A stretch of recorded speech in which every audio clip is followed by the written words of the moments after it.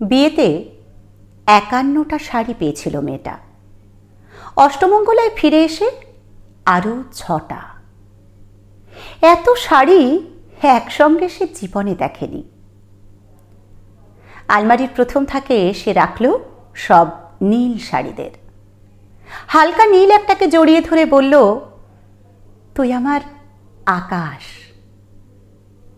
দ্বিতীয় থাকে রাখল সব গোলাপিদের। একটা গোলাপিকে জড়িয়ে ধরে বলল, তোর নাম অভিমান। তৃতীয় থাকে ৩টি ময়ূর যেন ৩ দিক থেকে ছুটে আসা সুখ। তেজপাতা রং যে শাড়িটার, তার নাম দিল বিষাদ। সারা বছর সে শুধু শাড়ি উপহার পেল। এত শাড়ি কি করে সে এক জীবনে পরবে? কিন্তু বছর যেতে না যেতে এই ঘটে গেল সেই ঘটনাটা। সন্ধ্যের মুখে মেয়েটি বেরিয়েছিল চাইনিজ খেতে স্বামীর সঙ্গে। কাপড়ে মুখ বাঁধা ৩টি ছেলে এসে দাঁড়ালো সামনে। স্বামীর তলপেটে ঢুকে গেল ১২ ইঞ্চি। ওপর থেকে নিচে নিচে নেমে ডান দিকে, যাকে বলে এল।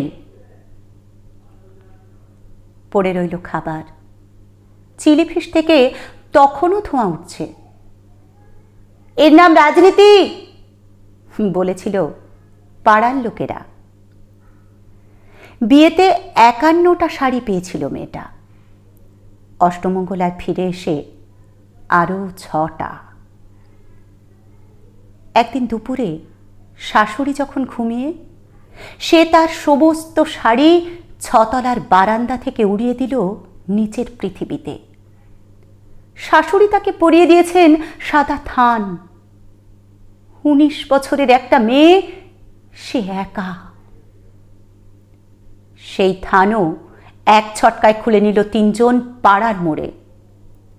একটা সদ্য নগ্ন বিধবা মেয়ে দৌড়চ্ছে আর চিৎকার করছে, বাঁচাও বাঁচাও বাঁচাও।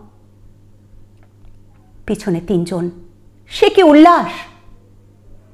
নির্বাক পাড়ার লোকেরা। বিয়েতে ৫১টা শাড়ি পেয়েছিল মেয়েটা। অষ্টমঙ্গলায় ফিরে এসে আরও ৬টা। বিয়েতে ৫১টা শাড়ি পেয়েছিল মেয়েটা। অষ্টমঙ্গলায় ফিরে এসে আরও ৬টা।